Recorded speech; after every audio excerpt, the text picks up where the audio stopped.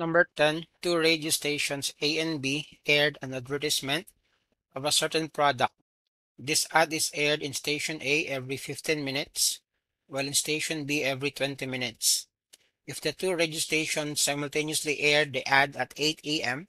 for the first time, how many times will this simultaneously airing of the ad happen from 9 a.m. to 5:30 p.m.? So this problem involves the concept about LCM. So hanapin lang natin yung LCM ng 15 and 20. So we can use that one using the listing method. So this is 15, 30, 45, 60. And we have 20, 40, and 60. Meaning to say, yung ating LCM, yung least common multiple natin is 60. That means to say, every 1 hour, yung ad from stations A and B, magkasabay. Alright? So, ang question again is, how many times will this simultaneously airing of the ad happen from 9 a.m. to 5:30? So, magbilang lang tayo. We have 9, 10, 11, 12, 1, 2, 3, 4, 5. Hanggang 5 lang. Kasi nga, ang next to this is 6 man. Hanggang 5:30 lang man tayo. So, ilan yan lahat? 1, 2, 3, 4, 5, 6, 7, 8, 9. So, 9 times sila. Alright? 9 times, this ad will simultaneously air, no? From 9 a.m. to 5:30 p.m. Number 11. In the given figure below, the horizontal and the vertical distances of the consecutive dots are 1 unit apart. So, meron tayong square. Tapos ang question, which of the following has the same area of the given figure? So, ang gawin natin is we need to identify ilan yung area nito. Then, hanapin natin which of the figures here yung the same yung area. And remember, yung concept ng area is just we are looking for the number of squares that can fit into a given polygon or figure. So dito, magbibilang lang tayo ng mga squares. So meron tayong 1, 2, 3, 4, 5. Itong dalawa will make 1. So 6. Meron tayong 6 and a half. Again na, 1, 2, 3, 4, 5, 6 and a half. So, asan sa mga figures na to yung merong 6 and a half? Let's do A. Ito, meron tayong 1, 2, 3, 4, 5, 6. More than 6, so hindi yan. Letter B. 1, 2, 3, 4, 5, 6, 7 na. Hindi yan. More than 6 na. Letter C. 1, 2, 3, 4, 5, 6 and a half. Letter C is our answer, no? This is also 6 and a half. Number 14 tayo. Number 12. The volume of a rectangular solid can be computed by finding the product of its length, width, and height. What happens to the volume of a box if each length, width, and height are doubled? So again, remember, pag volume, meron tayong length, width, height. Alright? Kaya nga meron tayong example, meter cube, S cube, or ano pang cube na yan.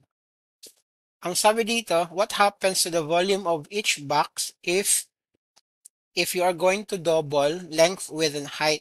So if you're going to double yung ating length, this will become 2, 2, and 2. You are multiplying it by 2 times 2 is 4, times 2 is 8. So meaning to say, the new volume will be, lalaki siya no 8 times. And that is letter E in our choices. So 12 is E. 13. For a project, Linda needs to wrap a number of identical cylindrical tin containers with paper. So ito yung container niya. She needs to wrap this with a paper, as shown in the figure below. To fully wrap one tin container, she needs a piece of paper that has length 4 inches and 2 inches. Yung width So, kailangan niya ng area na 4 times 2 or 8 inches squared per tin of can. Now, ano nangyari? Her mother gave her a big piece of paper that had a length of 15 inches and 4 inches width. So, yung area na binigay ng mama niya is area na binigay ng mama, that is 15 times 4 or 60. So, all you have to do is divide 60 by 8. Ilang groups of 8 ba meron sa 60? That's just 7, right? So, meaning to say, 7 na um, she can actually wrap, no? Maximum of 17 containers. Number 14 tayo.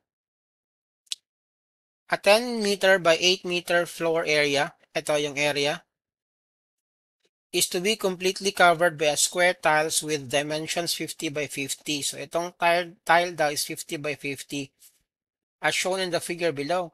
How many square tiles are needed to completely cover the floor tile? So ito daw, always remember yung ating 100 cm, that is 1 meter, no? That is 1 meter. So tignan natin. Tapos yung ito, ilan ba tong 10 natin? 10 meters. I-multiply natin by 10 times 100. That gives you 1,000. Right? 1,000.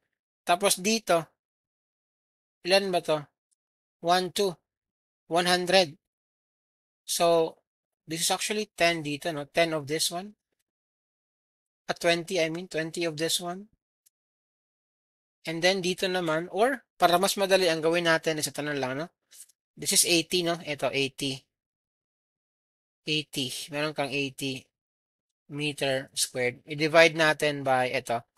Ilan bang area nito yung isa? 50 by 50, that's 0.25, right?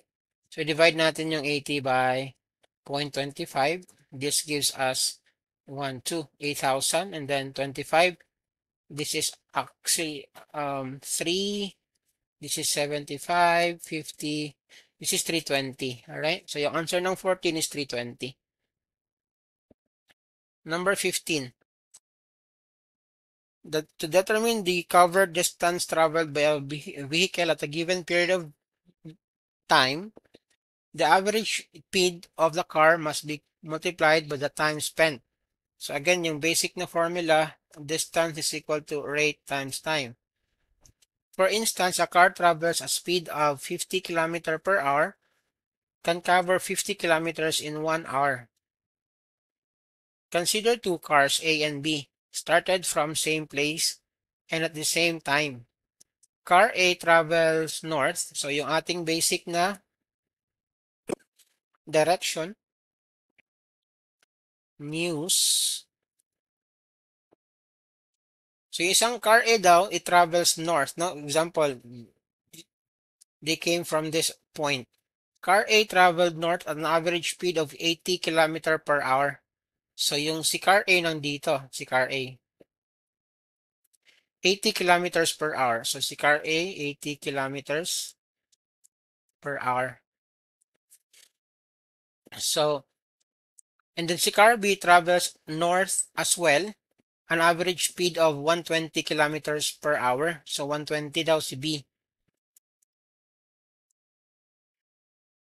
How many far apart are the two cars in kilometers if both cars travels 30 minutes? So ang gawin mo lang is i-multiply mo to by eto, yung 80 multiply mo by 30 minutes or 0.5 and then you subtract mo lang, no? So in 30 minutes, si A can travel 40. Half of this is 40, di ba? So 40. Si B naman, half of 120 is 60. So they are actually what? 20 uh, kilometers apart, no? That is letter B, yung ating number 15. Number 16 tayo. The minute hand of a wall clock is 5 cm long. How far in cm does the tip of the minute hand travel in 12 hours? This problem involves the concept on circumference. So, pag meron kang clock dyan, wall clock, tapos, ang mga wall clock, di ba? Most probably there are circles. Tapos, meron kang minute clock daw, that is 5, no? 5 cm. So, itong 5 cm, that will serve as your radius. Ang circumference again is 2 pi r, di ba?